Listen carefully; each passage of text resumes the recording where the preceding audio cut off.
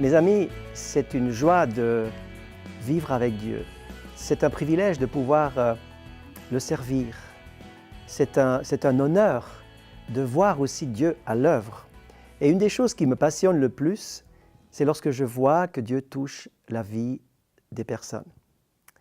Mon thème pour vous en quelques mots aujourd'hui, laissez-vous donc toucher par Dieu. Ce Dieu invisible aime non seulement nous atteindre, nous donner la foi, mais il veut nous toucher dans notre vie de tous les jours. Et pour expliquer cette pensée, pour la développer un peu, je vais utiliser un texte du prophète Ézéchiel. Dans la parole de Dieu, parmi les 66 livres, il y a le prophète Ézéchiel qui, dans la fin de son livre, va recevoir une révélation de ce que va être la présence de Dieu au milieu de son peuple en Israël, par cette image extraordinaire qu'il va donner et que Dieu va lui montrer. Et cette image, c'est une maison, c'est en fait le temple en Israël, mais c'est le temple à Jérusalem, c'est comparé à une maison où une rivière ou un fleuve va sortir par la porte, va descendre dans les terrains arides de la Judée, va descendre toujours plus bas pour se jeter dans une région complètement, non seulement désertique, mais où il y a vraiment cette mort. Car le fleuve qui descend de cette maison, qui descend de ce trône de Dieu, qui descend de la présence de Dieu, va se jeter dans la mer morte. Et le texte nous dit que la mer morte va retrouver la vie et partout où passe le fleuve, la vie va surgir. Il y aura une vitalité incroyable à droite à gauche des rivages de ce fameux fleuve. Et le texte nous dit, je vais vous lire juste un petit extrait, au chapitre 47, le texte va nous dire que Ézéchiel est au bord de ce fleuve et quelqu'un, un homme, va lui montrer comment se laisser toucher par cette présence de Dieu, parce que le fleuve de l'Esprit de Dieu, c'est la présence de Dieu, c'est l'Esprit de Dieu qui est comparé à une rivière, à un fleuve, et Ézéchiel va rentrer peu à peu dans ce fleuve. Je lis donc quelques versets dans le chapitre 47. Lorsque l'homme s'avança, il avait dans sa main un cordeau. Il mesura 1000 coudées et me fit traverser l'eau, et j'avais de l'eau jusqu'aux chevilles. Il mesura encore 1000 coudées, il me fit traverser l'eau, et j'avais de l'eau jusqu'aux genoux. Il mesura encore 1000 coudées, il me fit traverser, et j'avais de l'eau jusqu'aux reins. Il mesura encore 1000 coudées, car l'eau était si profonde qu'il fallait y nager. C'était un torrent qu'on ne pouvait traverser. Cet homme va avoir cette délicatesse de mesurer chaque fois une partie, une certaine dimension, dans laquelle Ézéchiel devait rentrer dans ce fleuve, et puis après, il se passait quelque chose. Et tout d'abord, l'eau va toucher ses pieds. Qu'est-ce qu'on pourrait déduire de cette révélation, de cette image? Eh bien, les pieds, c'est notre marche.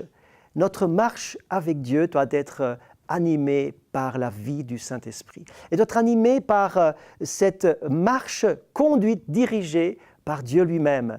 Et encore une fois, nous l'avons déjà dit dans d'autres messages, Dieu se plaît à nous conduire. Et il y a des personnes qui veulent être conduites par Dieu, et puis ils se disent, pour certains en tout cas, Dieu me conduit, c'est bon comme ça suffit, je ne veux pas être touché ailleurs. Si je suis conduit et dirigé dans mon bonheur, je suis conduit dans la bonne direction, cela me suffira.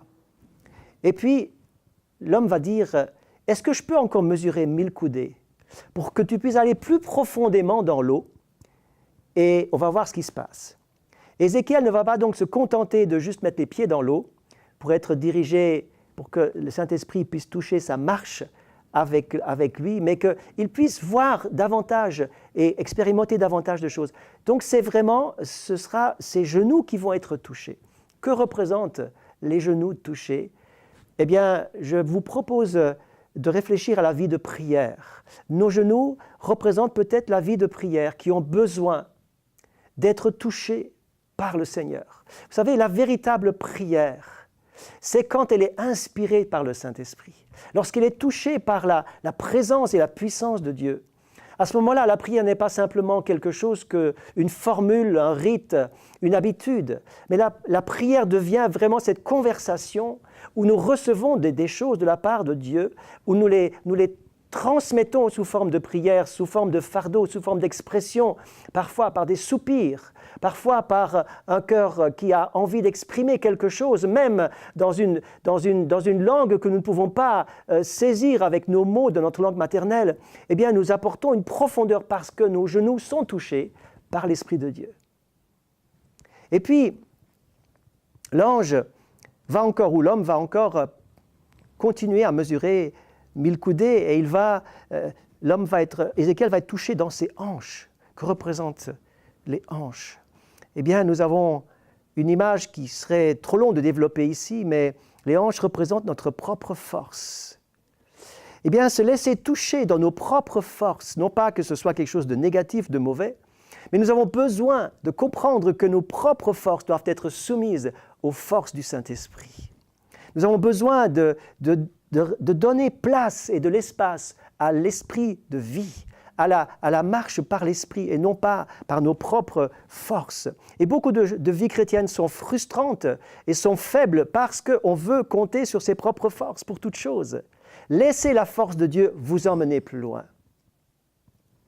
Et puis, cette eau va encore monter parce qu'il va mesurer encore 1000 coudées. Cette eau va monter de plus en plus et à un moment donné, eh bien, Ézéchiel devra nager. Je me souviens, lorsque j'ai appris à nager, je n'étais pas tout à fait en confiance avec l'eau.